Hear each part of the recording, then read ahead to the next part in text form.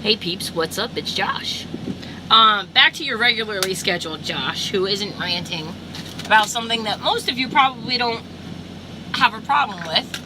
I thought I would make another video. Number one, because the last video was like, BAM! I'm uploaded! And I was like, wow, that was fast. I'm actually going to turn this off and put the window up before you turn the power off in the truck, Josh. Okay, Josh, that sounds like a good idea. So I have an hour before I have to roll, and I thought I would talk about last night. Some of you have asked, Barry, you asked me on Facebook, and I tried to make a video about it last night, and it didn't post. That's the one risky thing about instant upload from YouTube, the app. It does not always work. Sometimes it fails, like, what does it fail like? Fails like a piss test. If you're bad, don't be bad. Anyway, sometimes it fails and you lose a really good video, but I don't have room on my phone for extra stuff. I have like maybe 1.63 gigabytes right now, which is enough to make like maybe like an 8 or 9 minute video. I don't know. Because we all have to have like the high def, right? Which is fine. I'm fine with it. I'm cool with it. I don't care. You need to see this mug in high def clearly. I'm sorry. I talked a bit about the good and the bad and how Jim Palmer ranks. And essentially, Jim Palmer for me is a cut above the rest. The things that suck about Jim Palmer suck about the industry. For example, not getting paid every exact mile that you drive. You get paid from city to city or hub to hub or whatever. But that's an industry thing. That's just how it's done. And to be honest, like, I don't notice it that much. I guess some drivers do because y'all have been doing it for so long. But as a rookie, I'm like, okay, this load was this load was this. I'm not really looking at the miles that I've driven versus the miles that I've been paid for, because I'm still trying to get my ducks in a row. I'm trying to scoop all of my shit together and get it together. So I'm not on that level yet. And maybe at some point I will be, but that day is not today. So, yeah. The solitude sucks, but that would suck in any truck, in any company, in any whatever. If it's gonna suck, it's gonna suck. So for me, I can't wait to have Maggie and the boys on the truck, but it's 48 days, so there's an end in sight. When I was on I did not enjoy during training that, like, the time frame wasn't set in stone, but that's an indicator for the industry that nothing is set in stone. I could go 50 miles down the road and my dispatcher could call and be like, yo, we need to repower your load. I need you to take this load over to here. That's my job. That's just part of the job. Having to change your sleep schedule sucks, but it's part of the job. So you sleep when you can, and you have moments where you're sitting at a rest area somewhere. I can't say where because I'm under a load, and I try to be careful about that. But like, and you look at the pretty trees, and you're like, damn, those trees are pretty. They're pretty. They really are pretty. I'll show you. Here, I'll show you the pretty trees. You see them? You see them? You see them? Yeah, they're pretty. Put you back in your little whatchamabobby. So, in 48 days, Maggie will be right there. Haha. So, you get sick, you still have to work. That's industry-wide. Well, you don't have to work. You could, like, but for me, I don't take sick days unless I absolutely, like, can't even. It's hard because you spend every day you're working, and you're not just working for 8 hours and then going home. You're doing 10 hours, and then you have 10 off, and then you're back on. So, and sometimes you're working longer than 10 hours if you're at a shipper or a receiver or whatever, or you're fueling, or you're doing this, or you're doing that, or you're trip planning. There's a lot of stuff you don't get paid for, which is why the mile... Please be careful, Swifty.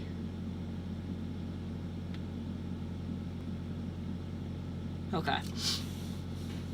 Which is why the mileage pay is what it is. And I think it's pretty reasonable. And I was concerned about like the pay versus other companies, and we are competitive, really and truly. There are drivers at Prime that have been driving for a couple of years and don't make more than I do. So that's an industry thing, and that means that Jim Palmer is really competitive, and I ship it. I ship it. And the positives, okay, I've talked about the neggy negs, which I really don't like to be too negative, but I am sometimes, and we all are, I think, and whatever. But the company, I'm not just a number.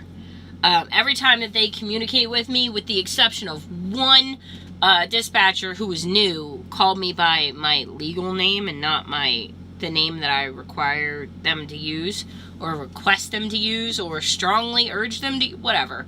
He didn't call me Josh, he called me by my old name, and I was like, oh, actually I go by this. And he was like, oh, okay. And it was awkward as F, but like, he fixed it immediately. Like, he's never done it since. So, and he didn't make me feel like I needed to apologize. What I'm trying to illustrate is, this company is not perfect. No company is perfect. But, in my opinion, it's perfect in most of its imperfections. It feels like a family environment. When I walk in, Heather and Dick are always like, they always have a smile for me. They always speak to me. Shannon's always there to answer questions. My trainer has always been like, absolutely call or text me, and she answers every question I have, and I'm so grateful. It's really a family atmosphere when I go in there. Like, Maggie's shy about going in there, but when I go in there, I feel like I'm valued. More than once, dispatch has been like, thanks for all that you do. And so that has fostered this energy where I thank them for what they do for me. Because I can call dispatch anytime, night or day. I might have to wait for a minute or two, but they will answer whatever questions they have. Like, they'll answer whatever questions I have. They'll hold my hand as much as I need it to help me be successful. And many companies would be like, yo, figure it out. Like, we don't got time for that. But not Jim Palmer. So I ship it. So yeah, just to recap on what I talked about in that video that failed like a piss test. So last night I got here to this rest area. Damn it, Katie. Oh. I had like 15 or 16 minutes on my clock, so I had no choice but to stop. I had gotten loaded, and not like an alcoholic, but loaded like my load in my trailer, and I got down the road as far as possible. This load does not have a lot of extra time on it, so when it's time to riggedy roll, I gotta riggedy roll because it's on like Donkey Kong. I don't know what I'm saying right now. Honestly, I don't even know. Okay, let's move on. So that's what's going on with me. Last night, I was next to a cattle hauler, and I did not enjoy that. That made me really sad, because they were all looking at me. And I was like, I'm so sorry, because you're either going to become, I think you're going to become hamburgers, and I'm really sorry. You guys, I don't think I can eat meat anymore after some of the stuff I've seen out here on the road. I like look at hamburgers and I think of the cows, and I'm like, I don't think I can do this. I think I have to be vegan. Which sucks, because I love hamburgers and bacon, but like, I think it's gonna be carrots and rice. And tofurkey or tofu, whatever. Vegan shit is what I'm trying to say. But yeah.